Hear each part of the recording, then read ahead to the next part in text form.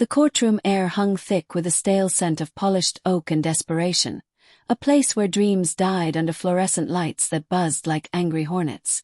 I sat there, fists clenched beneath the table, my knuckles white against the wood grain that felt like splinters digging into my skin. My wife, ex-wife now in all but the paperwork, leaned forward from her seat across the aisle, her lips curling into that smug, venomous smile I'd once mistaken for affection. "I'll take half your millions," she sneered, her voice slicing through the murmurs like a knife through silk. The words echoed in my skull, amplifying the humiliation that burned in my chest, a fire that threatened to consume me whole. The judge's gavel cracked like thunder, but it was her laughter, low, mocking, triumphant, that jolted me into the abyss. In that instant, fury exploded in my veins, hot and primal, drowning out the world. I wanted to scream, to lunge across the room and wipe that grin from her face, but instead I reached into my briefcase, my fingers trembling as they closed around the envelope. The one that held her ruin. "My name is Alexander Voss, and 6 months ago I was a man who had it all, or so I thought. A tech empire built from late-night code sessions in a dingy garage, now valued at over 50 million. A sprawling mansion overlooking the Pacific, where the waves crashed like applause for my success. And Elena, my wife of 10 years, the woman who'd stood by me through the lean years, or at least that's the story I told myself. But betrayal doesn't announce itself with fanfare. It creeps in like fog off the ocean, chilling you to the bone before you even notice the dampness on your skin. Started with whispers. Late-night phone calls she dismissed as work. The way her eyes darted away when I asked about her day. Her fingers twisting the diamond ring I'd given her on our 5th anniversary. I denied it at first, that gnawing doubt in my gut. "She's stressed," I told myself, staring at my reflection in the bathroom mirror, the lines around my eyes deeper than I remembered. "We're both stressed." But denial is a fragile shield, and it shattered one rainy evening when I came home early from a board meeting. The house was dark, save for the glow from the living room fireplace. Rain pattered against the floor-to-ceiling windows, blurring the city lights beyond like tears on glass. I heard them before I saw them. Soft moans, the rustle of fabric. My heart hammered as I crept down the hallway, the carpet muffling my steps. There, on the couch we'd bought together in Paris, Elena was entwined with Marcus, my best friend and business partner. His hands roamed her body with a familiarity that twisted my stomach into knots. Her head thrown back, eyes closed in ecstasy, oblivious to the world crumbling around her. I didn't confront them. Not then. The rage was too raw, a beast clawing at my insides, demanding release. Instead, I slipped away, retreating to my office upstairs, where the hum of servers drowned out the sounds below.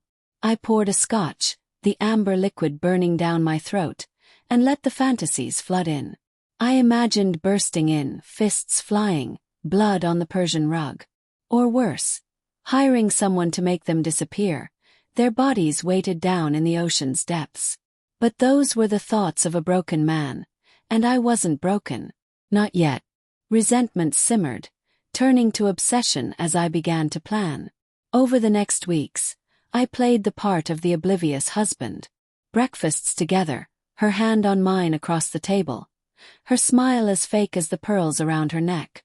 "How was your day, darling?" she'd ask, her voice honeyed poison. I'd nod, force a grin, while inside doubt gnawed at me. Was I overreacting? Had I driven her away with my long hours? Guilt flickered, a shadow in the corners of my mind, but it was quickly eclipsed by the evidence I uncovered. I hired a private investigator, a grizzled ex-cop named Harlan with a face like weathered leather and eyes that missed nothing. His reports arrived in plain envelopes, delivered to a P.O. box I set up in secret. Photos of Elena and Marcus at discreet hotels, their laughter captured in grainy black and white. Bank statements showing transfers from our joint accounts to his. Small at first, then bolder. Emails hacked from her laptop, detailing their plans to siphon off my company's assets once the divorce went through. "He won't suspect a thing," she wrote. "The fool thinks I'm still in love." Each revelation fueled the fire. Heartbreak morphed into cold resolve, a steel rod in my spine. I lay awake at night, the silk sheets tangled around me, replaying every moment of our marriage. The way she'd encouraged me to pour everything into the business, sacrificing vacations, family time. Was it all a long con? Or had love soured into greed? Moral conflict raged within me. Revenge felt justified, but what if it destroyed me too? I pictured her face when she realized I'd outmaneuvered her, the shock replacing that smugness. It was intoxicating, a drug that dulled the pain. But planning required patience, a slow burn that tested my sanity. I consulted lawyers in secret, building a case not just for divorce, but for annihilation. Prenups were ironclad, but ours had loopholes she'd exploited with Marcus's help. I needed something more, proof of fraud, of infidelity that violated our agreements. Harlan dug deeper, uncovering Marcus's embezzlement, forged signatures on company documents, offshore accounts in Elena's name. The pieces fell into place like a puzzle I hadn't known I was solving. Yet doubt lingered. In quiet moments, alone in the home office with the city skyline mocking my isolation, I questioned my path. Was I becoming the monster? Revenge obsessed me, dreams haunted by visions of her tears, her pleas. Guilt clawed at me. What if there was a child involved? We tried for years but nothing. Or so she said. A paternity test from years ago, tucked in a forgotten drawer, whispered possibilities I shoved aside.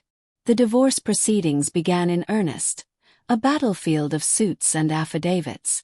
Elena played the victim masterfully, her lawyer painting me as the absentee husband, cold and ambitious. Mr. Voss prioritized his empire over his marriage, the attorney droned, his voice echoing off the courtroom walls. Elena sat there, dabbing at her eyes with a tissue, her performance Oscar-worthy. But I saw the glint in her gaze, the calculation. She wanted half 25 million plus the house, the cars. "It's only fair," she whispered to me during a recess, her breath hot against my ear. "After all I've endured." Humiliation burned, a public flaying. Friends whispered, tabloids speculated. Tech mogul's marriage implodes, the headlines screamed. I endured it, biding my time, the envelope growing heavier in my mind.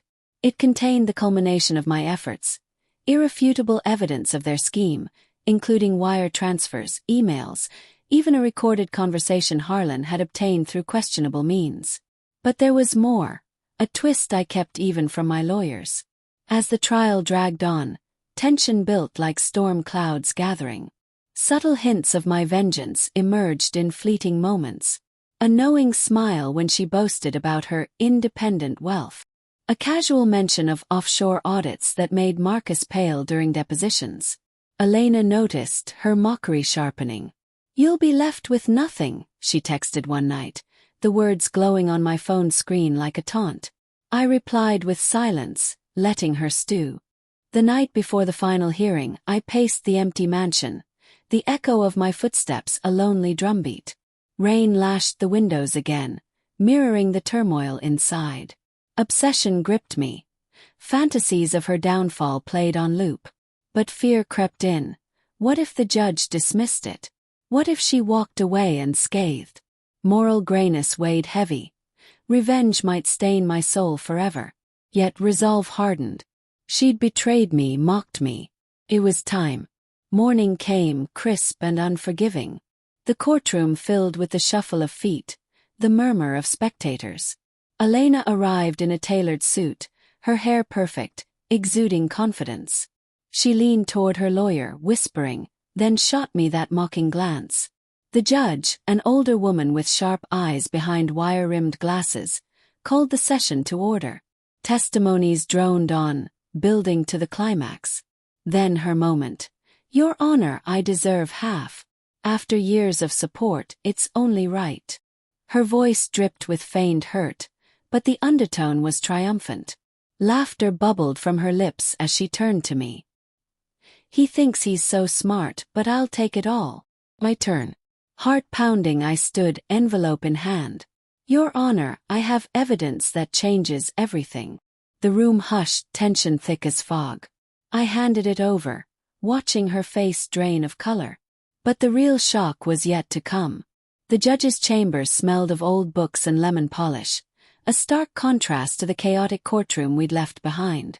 I sat rigid in a leather chair that creaked under my weight, the envelope now open on her desk, its contents spilled like secrets too long buried.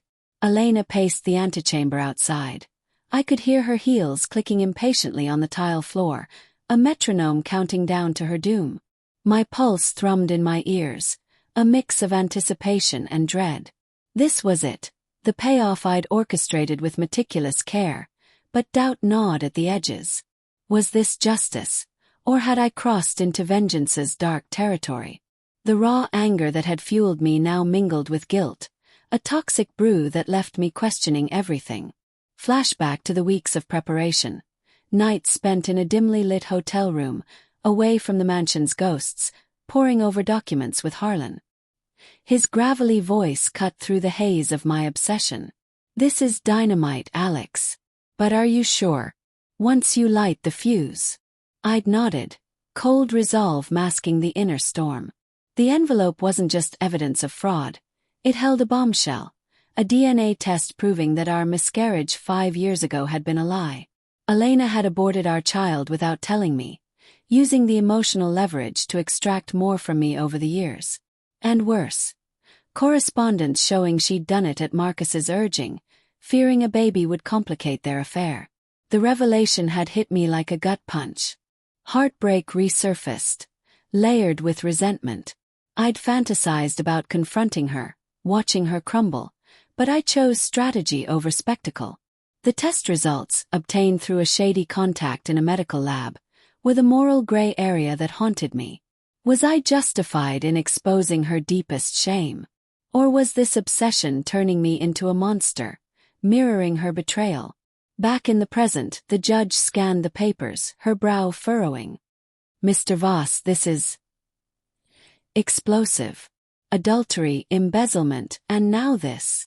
She glanced up, her eyes piercing. I swallowed, the room's air conditioner humming like judgment. "It proves motive, Your Honor. She's not the victim she claims." Elena was called in, her composure cracking as she entered. Marcus hovered behind her, his face ashen, but the judge waved him away. "Just the principals," she said sternly. Elena sat across from me, her hands clasped tightly, knuckles blanching. "What's this about?" she demanded, her voice laced with forced bravado. But I saw the fear flickering in her eyes, a vulnerability I'd once cherished. The judge laid it out methodically, reading excerpts from the emails, the transfers. Elena's denials came fast and furious. Lies. Fabricated. But her voice wavered, the mockery gone, replaced by desperation. Then came the DNA bombshell. "Evidence suggests you terminated a pregnancy without informing your husband, influenced by Mr. Kane." The room spun. Elena's face crumpled, tears streaming down her cheeks. Not the performative ones from court, but real raw anguish. "Alex, how could you?" she whispered, her voice breaking. In that moment, layers peeled back. Her greed stemmed from insecurity, from feeling overshadowed by my success. Marcus had preyed on that, manipulating her into the affair, the schemes. But it didn't excuse her. Heartbreak surged in me anew. Not just for the betrayal, but for the love we'd lost. I leaned forward, my words measured, suppressing the rage that boiled beneath. "You mocked me, Elena. In front of everyone. But this is what you hid." Suspense hung heavy as she sobbed, confessions tumbling out. I was scared. Marcus said a baby would ruin us. "I didn't want to lose you, but..." Her words trailed off, revealing the complexity. Not pure villainy, but a web of fear, manipulation, and poor choices. The judge's decision came swiftly, a dramatic pivot. No alimony. Assets frozen pending fraud charges. Elena would walk away with nothing but her clothes and a shattered reputation. Marcus faced arrest, embezzlement warrants issued on the spot. As deputies led him away, he shot me a glare of pure hatred, But it was Elena's broken stare that pierced me. Outside the courthouse, rain had given way to a drizzling mist, the city streets slick and reflective under sodium lights. Elena approached me, her makeup streaked, a ghost of the woman I'd married. "Why, Alex? Wasn't divorce enough?" Her voice was small, laced with genuine remorse, or was it? Doubt flickered. Had I gone too far? I paused, the envelope's weight lifted, but a new burden settled. "You took my trust, my future.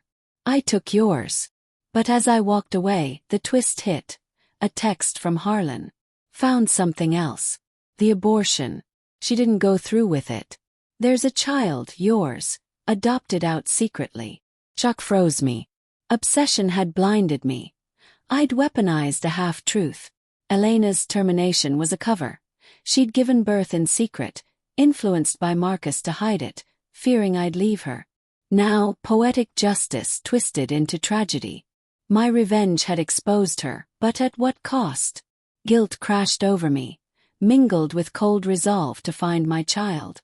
In the end, betrayal begot revenge, but the cycle left scars deeper than any court ruling. I drove into the night, the ocean waves crashing below, wondering if justice ever truly wins, or if we're all just victims of our own obsessions.